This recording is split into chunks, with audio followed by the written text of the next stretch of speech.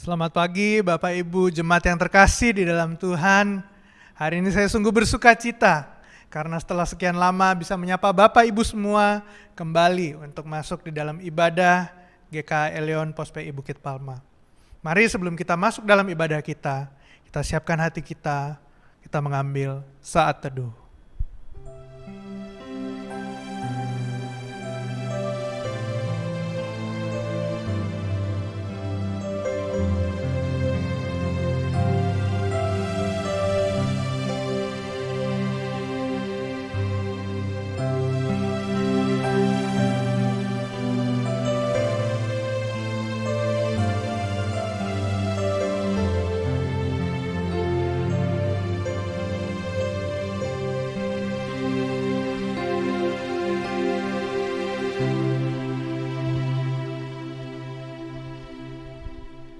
Ibadah kita pada pagi hari ini, kita mulai dengan satu pengakuan bahwa pertolongan kita datangnya dari Tuhan, pencipta langit dan bumi, yang tidak pernah meninggalkan hasil perbuatan tangannya.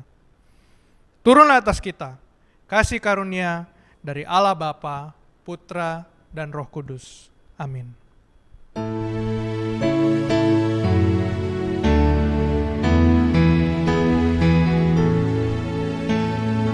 Hormat bagi Allah Bapa, hormat bagi Anak dan Roh Kudus, dari mula sampai sekarang dan seterusnya, termulia. Amin.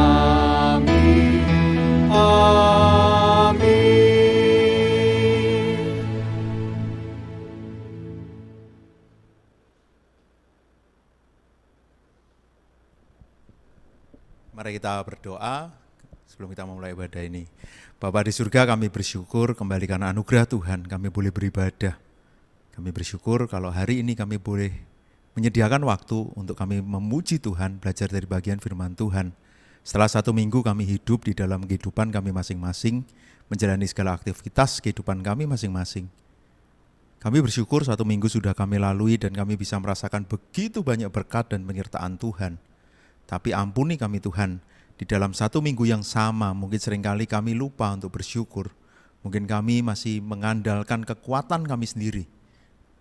Bahkan kami tidak menyediakan banyak waktu untuk dekat dengan Tuhan. Ampuni Tuhan, tapi kami bersyukur Engkau begitu mengasihi kami. Engkau tidak pernah meninggalkan kami, bahkan hari ini kembali Tuhan berikan kami kesempatan untuk datang beribadah. Tuhan tolong ibadah kami dari awal sampai akhir. Setiap kami yang melayani boleh memberikan pelayanan yang terbaik bagi Engkau. Dan setiap jemaat yang mengikuti ibadah ini, ketika kami masih harus ada di rumah kami masing-masing, biar kami juga bisa menikmati ibadah ini, menikmati persekutuan dengan Tuhan. Dan kuasa Tuhan bekerja di rumah kami masing-masing. Roh Kudus bekerja di dalam hati kami masing-masing, mengubahkan hidup setiap kami yang mengikuti ibadah pada pagi hari ini. Terima kasih Bapa. Di dalam nama Tuhan Yesus kami berdoa. Amin.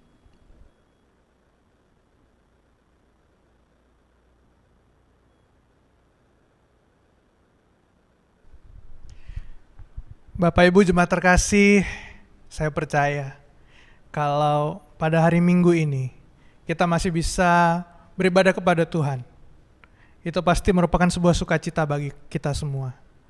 Kalau kita masih bisa hidup sampai saat ini, kalau kita bisa melewati badai Corona Delta yang kemarin begitu ganas dan memprihatinkan kita semua, saya percaya itu karena anugerah Tuhan.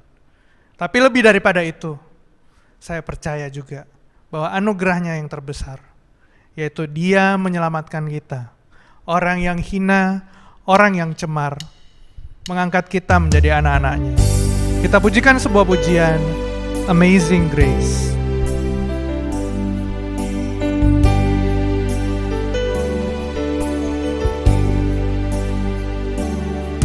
Amazing grace, how sweet the sound that saved a wretch like me. I once was lost, but now I'm found. Was blind, but now I see. 'Twas grace that taught my heart to fear, and grace my fears relieve.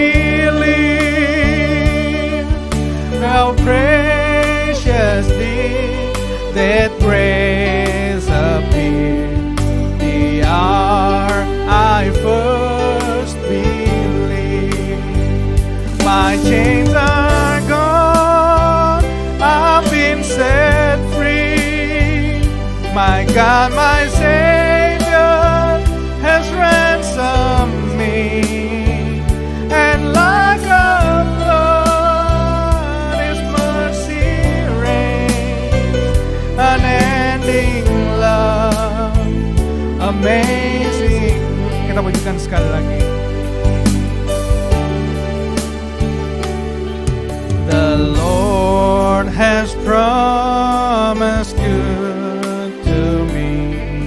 His word my hope secures.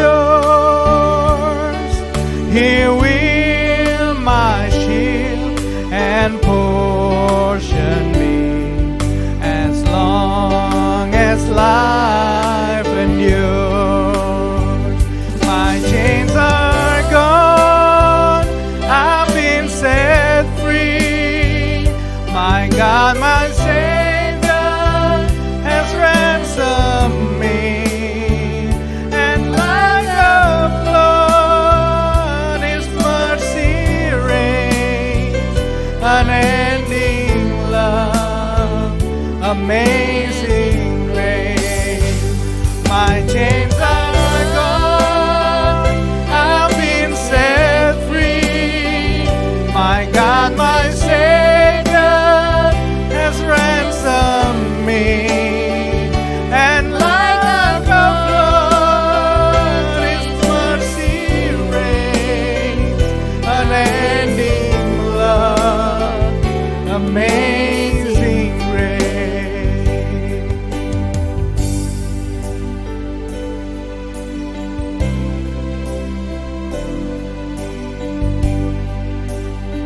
Pujikan sekali lagi.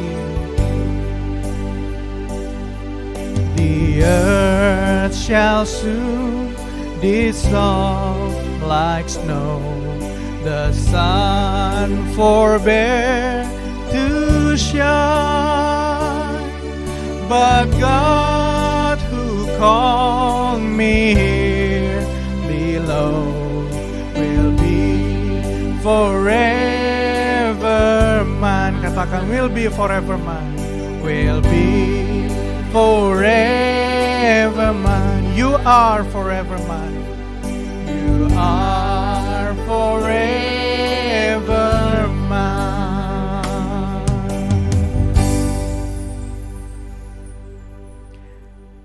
Amin. Dia telah menyelamatkan kita.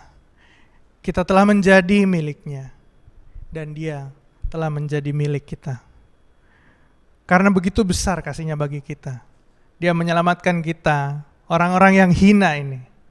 Mari pada pagi hari ini, kita mau puji Allah kita. Allah yang begitu dahsyat, Allah yang begitu hebat, Allah yang begitu mengasihi kita. Kita pujikan kebesaran-Nya, kita pujikan kuasa-Nya, kita naikkan sebuah pujian, betapa hebat.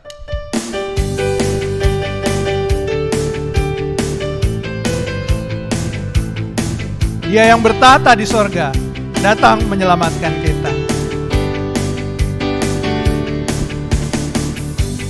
Bertata di bumi di surga, bertata dalam kemuliaan. Dialah Tuhan Allah kita, namanya berkuasa, pembebas umatnya. Betapa hebat, betapa kuat, dahsyatnya Allah kita. Dia berjaya atas semua perbuatannya.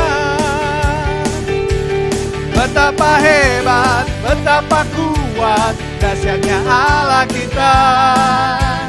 Dia ternama Yesus Raja segala raja, Tuhan Allah kita.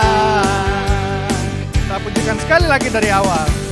Berkuasa di surga, bertata dalam kemuliaan. Dialah Tuhan Allah kita, namanya berkuasa, pembebas umatnya. Betapa hebat, betapa kuat, dahsyatnya Allah kita. Dia berjaya atas semua perbuatannya. Betapa hebat, betapa kuat, dahsyatnya Allah kita. Dia ternama Yesus Raja Telaran. Katakan betapa hebat, betapa hebat, betapa kuat, dahsyatnya Allah kita. Dia berjaya atas semua perbuatannya. Betapa hebat, betapa kuat, dahsyatnya Allah kita. Dia ternama Yesus Raja segala raja, Tuhan Allah kita.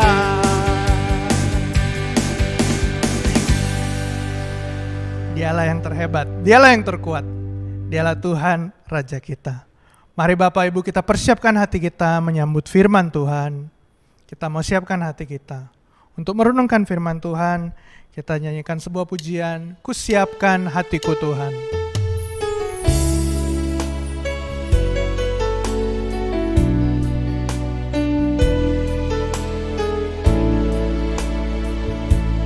Katakan, ku siapkan hatiku Tuhan. Ku siapkan hatiku Tuhan untuk dengar firman-Mu saat ini. Ku sujud menyembah-Mu Tuhan, masuk hadirat-Mu saat ini. Curahkan urapan-Mu Tuhan bagi jemaat-Mu saat ini. Ku siapkan hatiku Tuhan, dengar firman-Mu, firman-Mu Tuhan, firman-Mu penolong hidupku.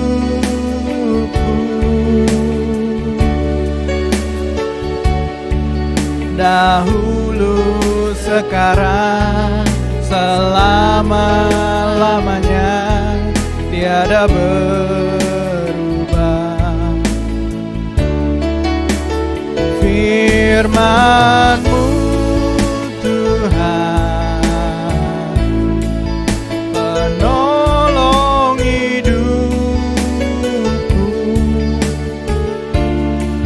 siapkan hatiku Tuhan untuk dengar firman-Mu. Kita pujikan sekali lagi dari awal. Ku siapkan hatiku Tuhan. Ku siapkan hatiku Tuhan untuk dengar firman-Mu saat ini.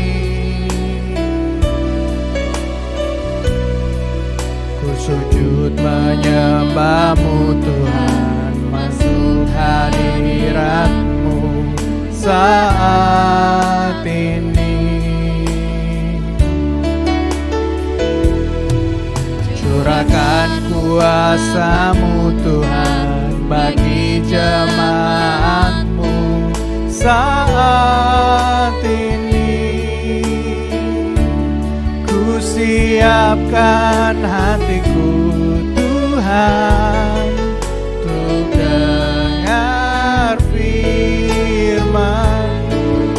firman-Mu Tuhan tiada berubah. Firman-Mu Tuhan tiada berubah.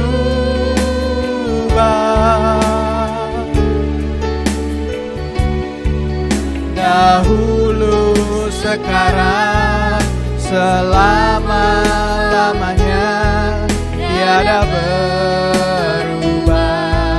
Firman-Mu yang menolong hidup kami Tuhan.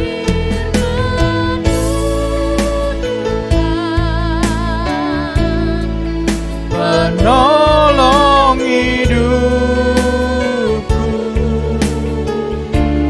ku siapkan hatiku Tuhan, untuk dengar firman-Mu. Ku siapkan hatiku Tuhan, ku siapkan hatiku Tuhan, untuk dengar firman-Mu.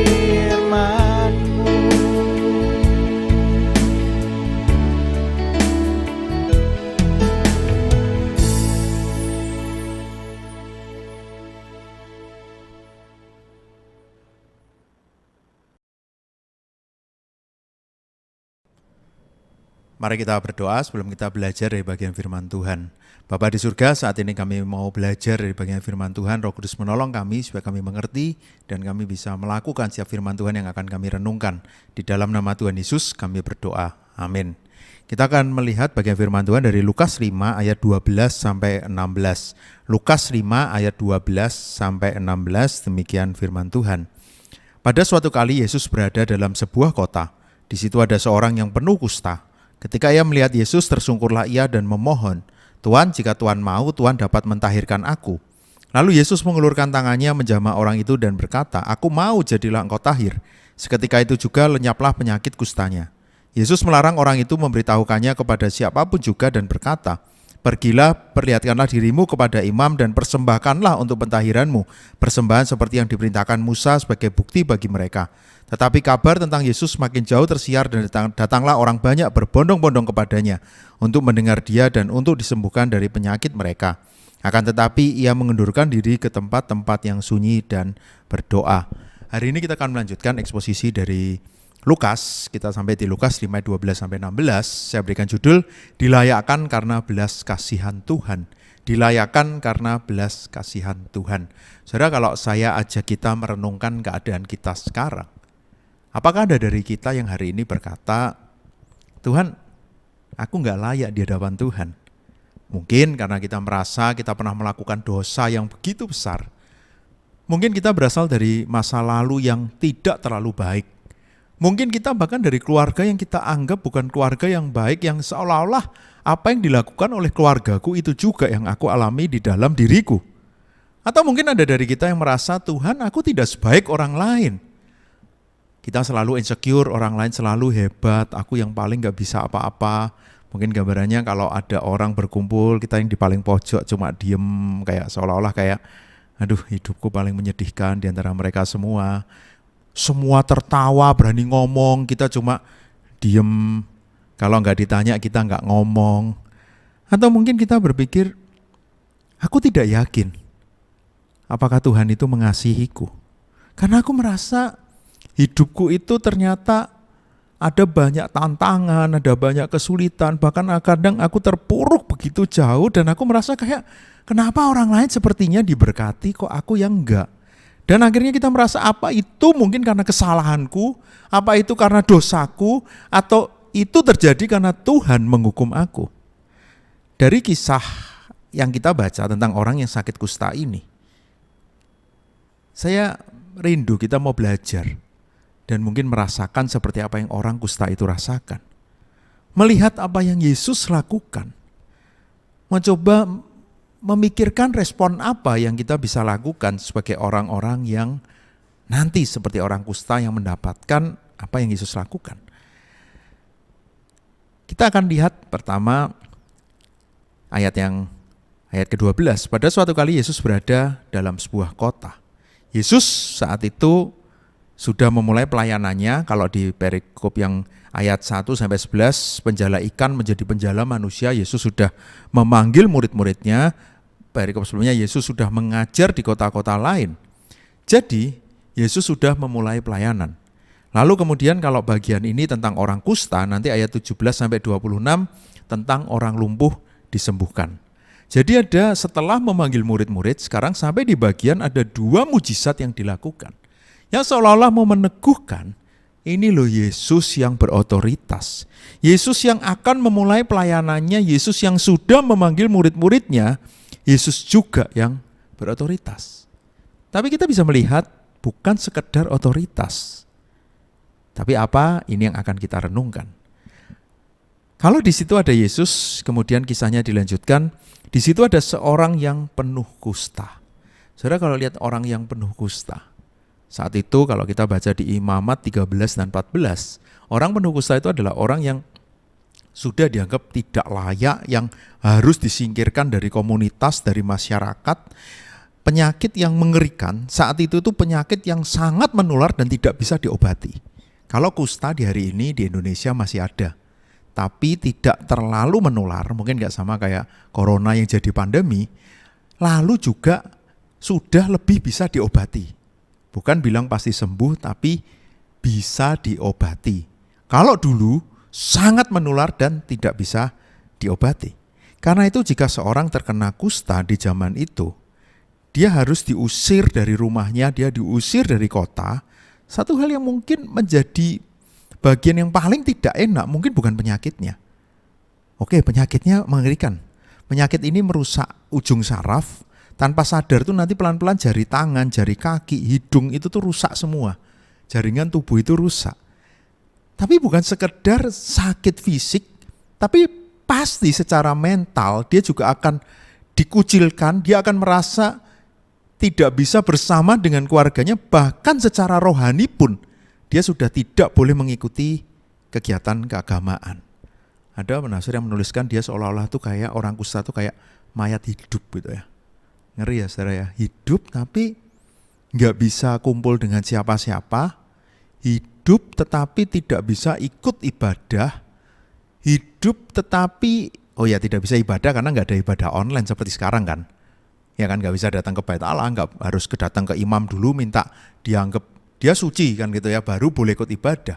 Jadi kayak hidup tapi tidak bisa bertemu dengan keluarga yang dikasihi, harus tinggal sendiri sampai sembuh, kemungkinan sembuhnya kecil, atau sampai mati.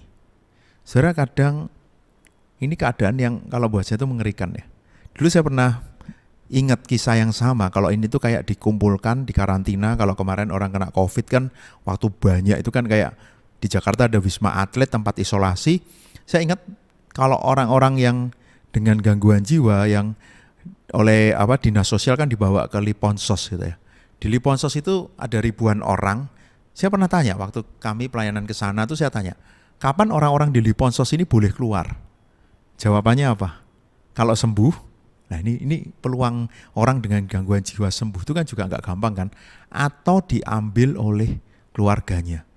Saya pulang tuh betul-betul bergumul ya sama teman-teman yang kesana tuh, sampai saya tuh bilang, kalau keluarganya nggak ada yang ngambil terus gimana? Masa dia harus mati di sana sih? Masa ada manusia yang, ini jujur ya, saya tuh waktu itu kayak bergumul berat kayak, Tuhan gimana mereka? Apakah mereka harus mati di Liponsos? Apakah mereka sudah tidak punya harapan lagi? Itu pun menjadi pertanyaan saya, dan saya bayangkan kalau saya di posisi, orang dengan gangguan jiwa ini mungkin nggak bisa mikir sendiri kan. Tapi kalau orang kusta ini kan beda, saudara. Pikirannya masih jalan, tapi dia sekarang terkucilkan. Dan dia seolah-olah kayak, aku sudah nggak ada harapan lagi. Tapi saudara yang menarik, kalau tadi ada Yesus, ada orang yang sakit kusta. Lalu kita mulai dengan respon selanjutnya. Ketika ia melihat Yesus, tersungkurlah ia dan memohon. Tuhan, jika Tuhan mau, Tuhan dapat mentahirkan aku. Di tengah ketidakberdayaannya, apa yang orang kusta ini lakukan? Dia melihat Yesus. Dia melihat Yesus, dia mengambil resiko untuk datang kepada Yesus. Mungkin kita bisa lihat kayak, dia sudah tidak menemukan cara lagi sebagai manusia. Dia sudah tidak bisa tanya lagi ke orang lain, jangankan mau minta nasihat. Kita sekarang tinggal WA kan, gimana ini aku sakit, enaknya minum obat apa. Dia kan gak bisa kan. Dia mau datang, orang sudah lari kan. Orang yang mau didatangi dia itu pasti semua sudah pergi meninggalkan dia. Gak ada yang mau deket-deket sama orang sakit kusta. Di tengah ketidakberdayaannya dia tuh lihat Yesus. Di tengah ketidakberdayaannya dia mengambil resiko untuk datang kepada Yesus dan tersungkur di hadapan Yesus. Sama kalau di Lukas 5 ayat 8. Ketika Simon Petrus melihat hal itu, ia pun tersungkur di depan Yesus. Tuhan, pergilah daripadaku karena aku ini seorang berdosa. Dengan sikap hati yang sama, sadar aku lemah, aku terbatas, aku sudah tidak punya kekuatan lagi, aku tidak berdaya. Kalau Petrus dalam konteks aku ini orang berdosa, orang kusta ini tersungkur karena aku sudah begitu hina dengan penyakit ini dan aku sudah tidak layak. Dia datang kepada Yesus. Yang menarik, dia berkata apa? Tuhan, jika Tuhan mau, Tuhan dapat mentahirkan aku. Dia bukan bilang, Tuhan bisa sembuhkan aku. Engkau pasti bisa.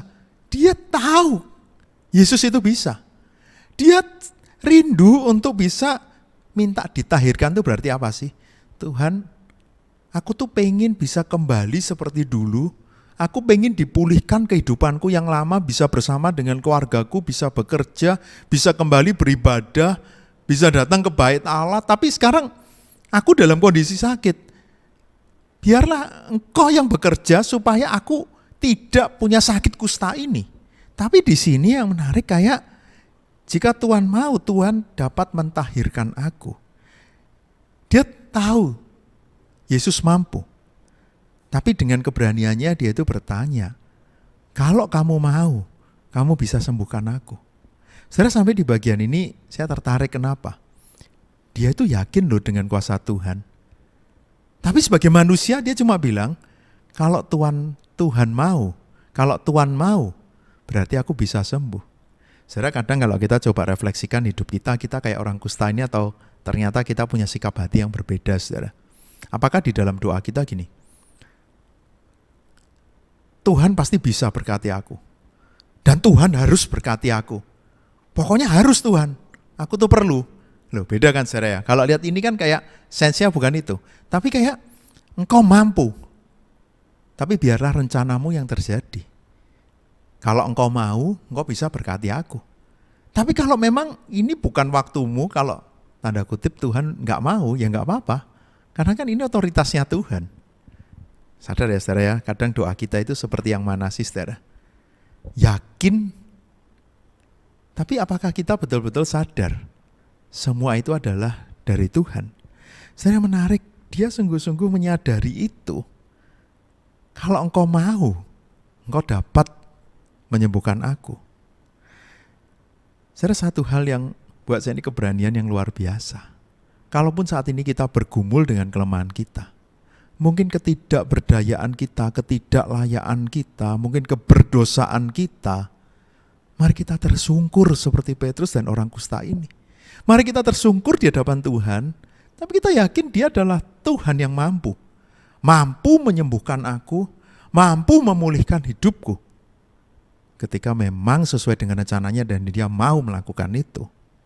Lalu saudara, yang menarik, apa yang Yesus lakukan? Bisa kan Yesus lakukan tuh cara-cara yang wow, mujizatnya kan.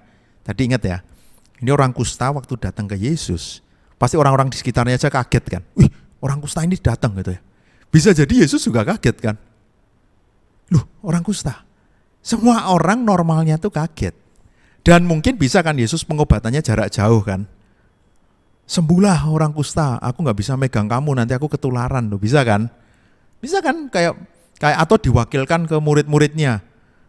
Kalian aku berikan kuasa untuk menyembuhkan orang kusta ini gitu ya. Karena aku gak mau megang orang kusta ini. Nanti kalau aku sakit gimana aku melayani? Gimana aku bisa keliling? Ini banyak orang yang mau dilayani. Apakah Yesus berespon seperti itu saudara? Apakah Yesus meresponi tadi kalau engkau mau, engkau mampu mentahirkan aku? Lalu respon Yesus apa? Ayat selanjutnya, lalu Yesus mengulurkan tangannya menjamah orang itu. dan berkata, aku mau, jadilah engkau tahir. Saudara, yang menarik, Yesus mengulurkan tangan dan menyentuhnya. Seolah-olah Yesus mau meyakinkan, iya, aku mau menyembuhkanmu. Aku mampu menyembuhkanmu dan aku mau menyembuhkanmu. Engkau sudah tersungkur di hadapanku, kau menyerahkan hidupmu sepenuhnya kepadaku. Aku mengulurkan tanganku untuk mengangkatmu. Saudara, satu hal yang begitu indah. Penyembuhan ini dimulai bukan sekedar mujizat, sembuh gitu ya. Tapi dimulai dengan sentuhan Yesus kepada orang kusta ini. Yesus yang berkuasa, Yesus yang berdaulat, Yesus yang mampu memberikan mujizat itu. Tapi dia juga yang mau menyentuh orang yang tidak layak ini. Itulah belas kasihan Tuhan.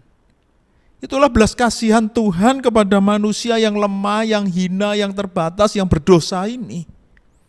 Tadi konteksnya dua orang ya, Petrus yang berdosa tersungkur, orang kusta yang di dalam ketidakberdayaannya, dia yang dikucilkan di dalam kelemahannya, dia pun tersungkur di hadapan Tuhan.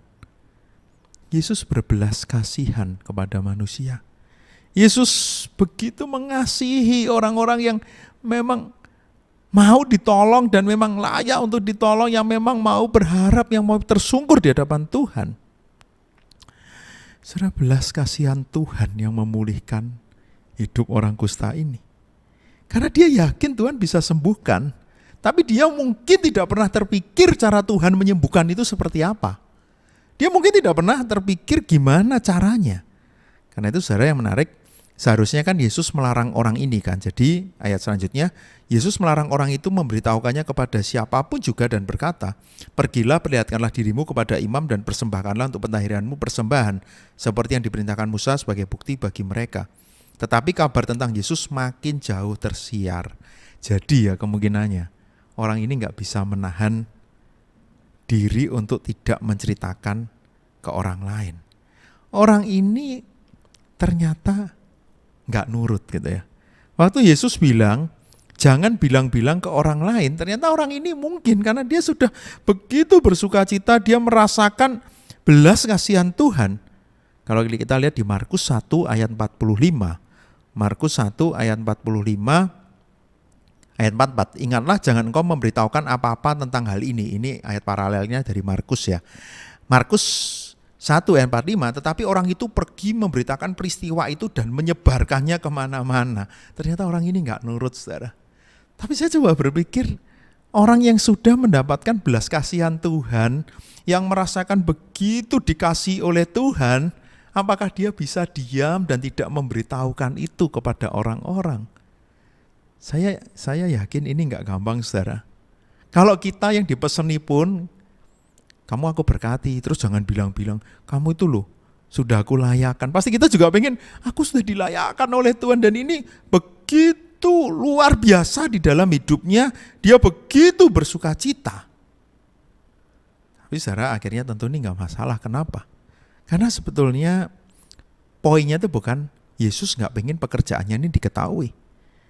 Tapi yang menarik, kenapa Yesus melarang itu? Supaya Yesus tetap bisa fokus melakukan tugas pelayanannya di dunia. Supaya orang bukan datang kepada Yesus mencari mujizatnya itu. Yesus melarang supaya orang datang bukan sekedar mencari mujizat, tetapi mencari Yesus yang memberitakan kabar baik tentang kerajaan Allah. Itulah kenapa Yesus melarang mereka untuk jangan tentang mujizatnya ini. Nanti orang kan datang kan, sakit, ayo cari Yesus, sakit cari Yesus, sakit cari Yesus. Bukan. Ada kabar baik yang lebih dari itu.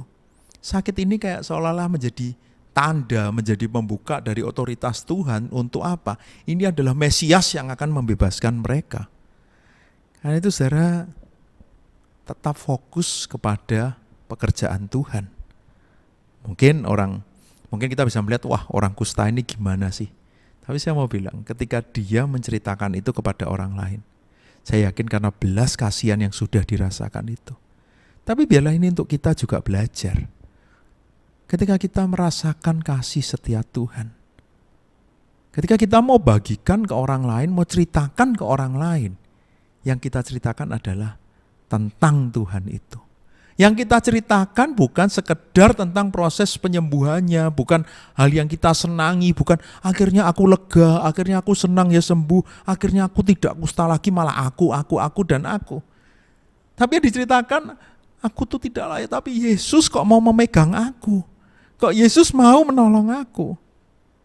Itulah pekerjaan Tuhan harus dinyatakan. Bahkan kalau kita lihat di ayat-ayat ini, pekerjaan Tuhan itu dinyatakan dengan tertib. Saudara, kalau kita lihat, Yesus bukan langsung gini, sembuhkan, selesai, sudah sana pergi, enggak. Tadi kan yang diminta itu kan tahirkan aku, lalu Yesus jadilah tahir, lalu sekarang kamu datang ke imam, tunjukkan dan berikan pentahiran, persembahan untuk pentahiran itu. Saudara, artinya Tuhan pun mau ini berjalan dengan tertib. Tidak ada hukum-hukum yang dihilangkan, dia juga menyuruh untuk mencari imam. Artinya ketika pekerjaan Tuhan dinyatakan, itu pun dalam keadaan baik, dalam keadaan teratur. Tapi di sini Yesus juga menunjukkan satu otoritasnya. Dia lebih dari hukum-hukum yang ada ini, dia bisa sembuhkan, tapi dia tidak hilangkan itu. Lalu apa yang kita bisa lihat yang menarik lagi? Kita pun bisa melihat bagaimana Yesus juga ingin orang ini juga fokus tadi kepada Tuhan. Dia juga bisa fokus kepada hukum yang diberikan itu. Dia juga fokus kepada bukan sekedar mencari apa yang dia anggap itu baik. Karena itu Yesus juga di tengah segala hal yang dialami, dia juga mengundurkan diri ke tempat yang sunyi dan berdoa. Lalu apa yang kita bisa pelajari, pelajaran bagi kita apa? Kadang kita merasa kita layak di hadapan Tuhan. Kadang kita merasa kita ini orang yang hebat. Mungkin waktu kita lihat ayat ini, enggak, aku enggak pernah sejahat itu kok, aku bukan orang berdosa. Saudara, Petrus waktu dipanggil dia sadar, dia tersungkur dan dia sadar akan keberdosaannya. Orang ini juga sadar akan kegagalan dan kelemahannya dan dia merasa aku sendirian, aku tidak layak dan aku mau tersungkur di hadapan Tuhan. Saudara, kadang kita merasa aku kuat dan aku hebat. Saudara, hari ini saya pikirkan hal sederhana aja, saudara. Saudara, kalau tidur, orang yang susah tidur kan minum obat tidur kan, supaya tidurnya nyenyak kan. Saudara, pernah ada obat bangun nggak, saudara? Ada alarm yang keras. Loh, kalau emang nyawanya udah nggak ada, nggak bangun dong, mau di alarm model apa? Ada obat bangun itu, suara dari mama saya teriak, itu membuat saya bangun, disiram air. Iya, tapi kalau Tuhan nggak bangunkan, kita pagi itu bisa bangun nggak? Betul kan, saudara? Kalau kita tidur itu kan dalam keadaan yang sangat tidak berdaya kan, yang ya nggak bisa ngelawan, nggak bisa apa-apa, paling mimpi kita bisa nendang-nendang, bisa mukul kan. Itu loh kita, hidup kita. Kalau kita masih boleh bangun hari ini, itu menunjukkan kita itu sebetulnya lemah, tapi semua itu karena belas kasihan dan anugerah Tuhan. Waktu otak kita bisa bekerja lagi, mata kita bisa terbuka, waktu kita mulai bisa berjalan, waktu kita bisa mengambil sesuatu. Saudara, kita ini siapa di hadapan Tuhan? Kalau kita bilang kita itu betul-betul baik, kita itu siapa? Hati yang terdalam kita ini kalau kita mau jujur di hadapan Tuhan, saudara, mungkin ngeri kok, saudara, kalau dilihat. Mungkin orang lain gak pernah lihat kebusukannya, saudara. Tapi saudara, kita semua sama di hadapan Tuhan. Tidak ada yang lebih kuat, tidak ada yang layak. Tuhan, aku gak butuh Engkau, Tuhan. Kita semua sama di hadapan Tuhan. Bahkan kita begitu kotor. Kita begitu terbatas, kita begitu lemah. Tapi saudara, kalau hari ini firman Tuhan kembali menegur kita, di sini kita bisa lihat begitu kuat belas kasihan Tuhan yang sama juga diberikan kepada kita. Inisiatif Tuhan diberikan. Yesus mati di kayu salib bahkan ketika kita masih dalam keadaan berdosa.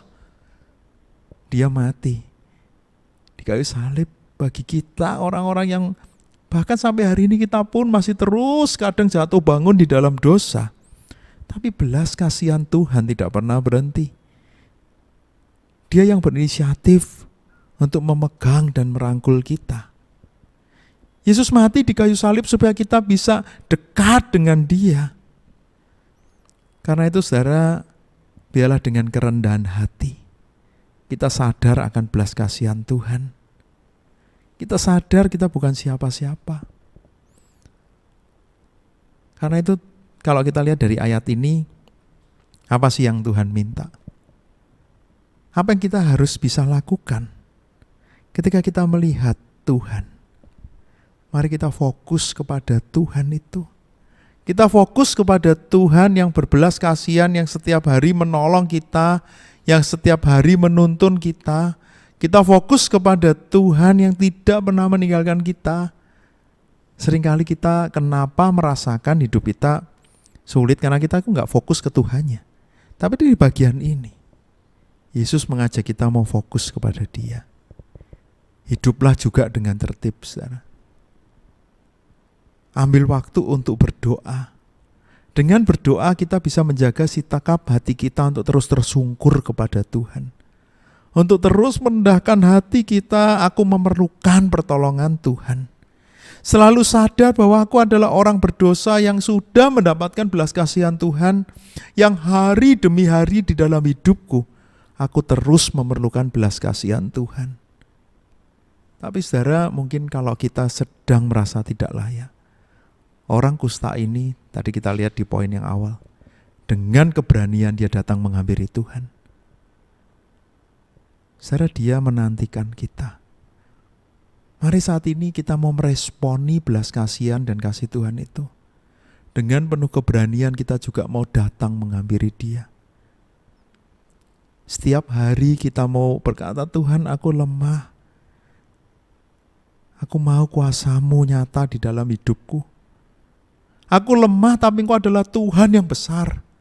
Pakai aku menjadi alat Tuhan untuk melakukan pekerjaan Tuhan selama aku hidup. Aku gak mau sia-siakan kesempatan bangun setiap pagi itu.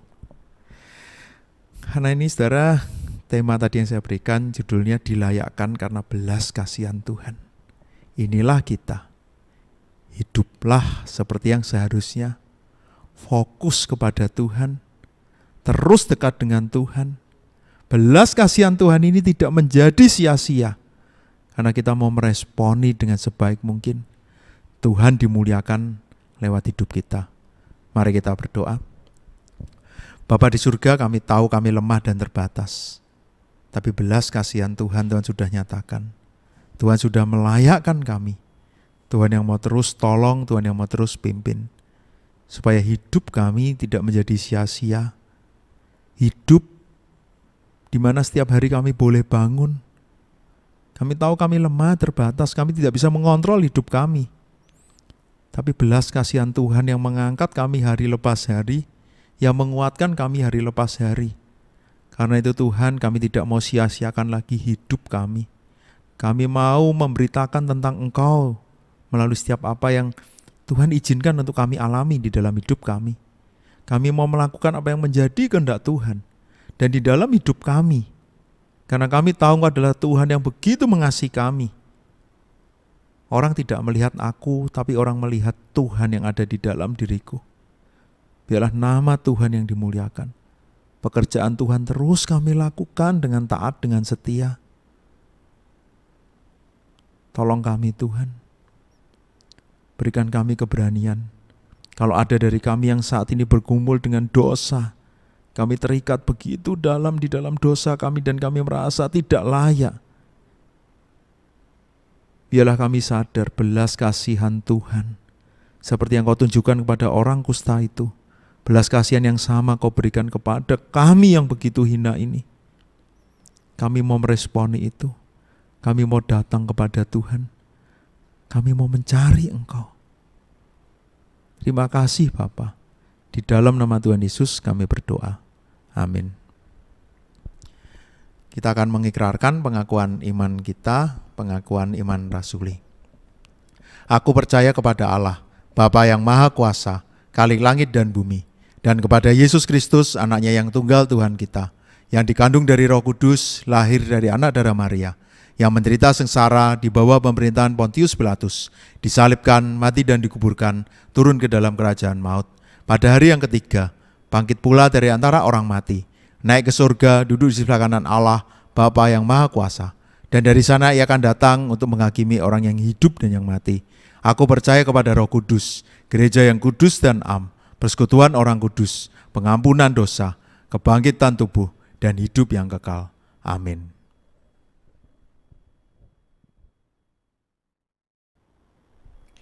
Firman Tuhan boleh mengingatkan sekali lagi kepada kita bagaimana kita manusia yang penuh kesalahan, penuh celah, penuh dosa. Kita yang hina ini boleh diselamatkan, boleh ditebus oleh Tuhan kita. Kita dibayar dengan darah yang mahal. Kita pujikan sebuah pujian. Untuk meresponi firman Tuhan, kita naikkan pujian, hanyalah darahnya Yesus.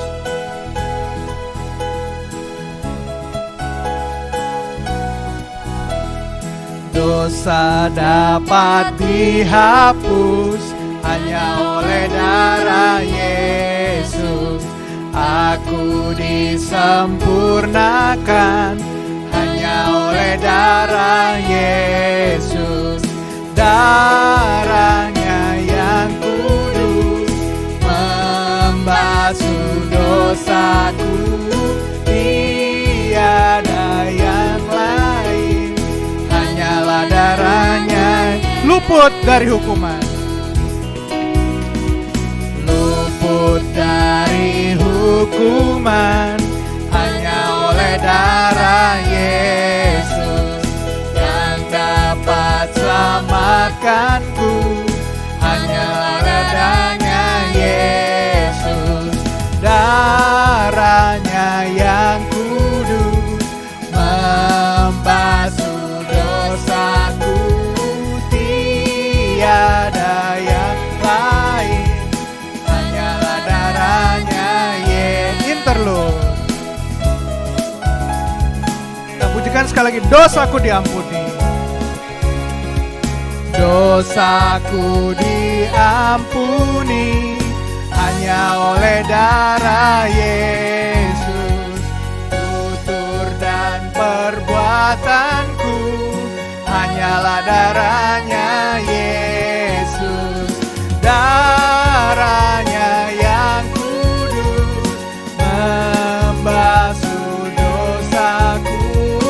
Tiada yang lain, hanyalah darahnya hanyalah darahnya Yesus.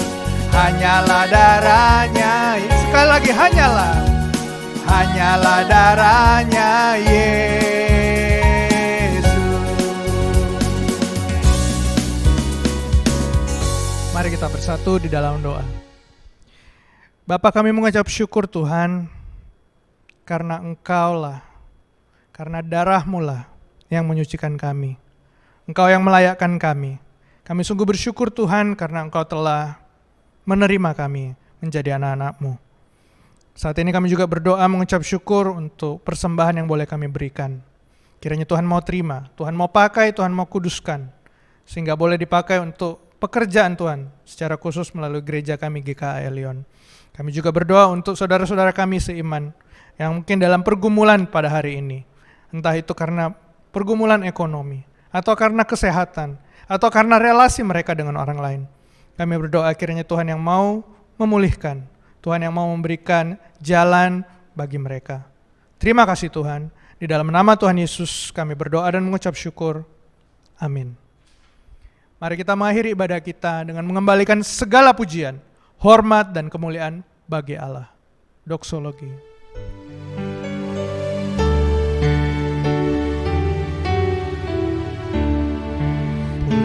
Puji Allah, Bapa Putra, puji Allah Roh Kudus.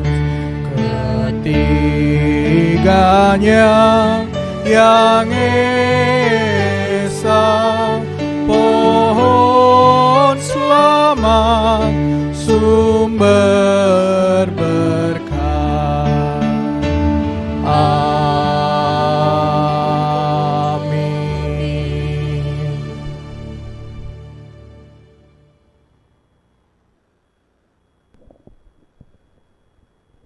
Di akhir ibadah ini mari kita meminta berkat dari Tuhan.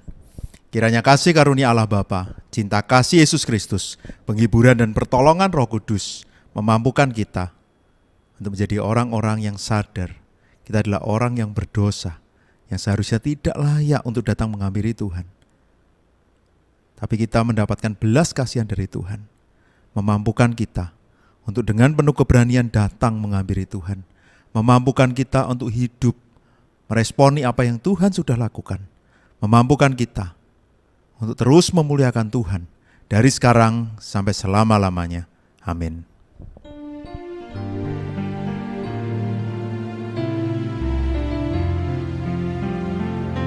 Tuhan melindungi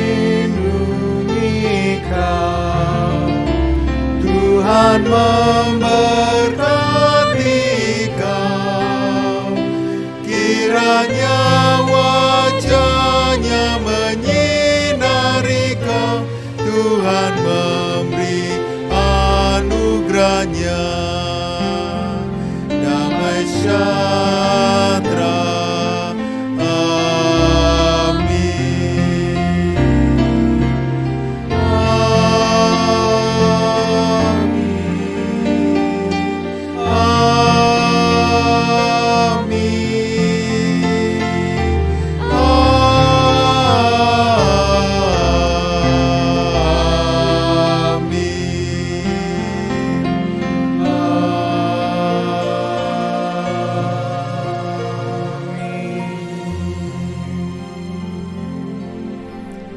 Mengucap syukur kita boleh kembali mengadakan ibadah untuk Elion Palma, bersyukur semua karena anugerah Tuhan setelah beberapa bulan karena keadaan kota ini yang membuat kita belum bisa buat ibadah.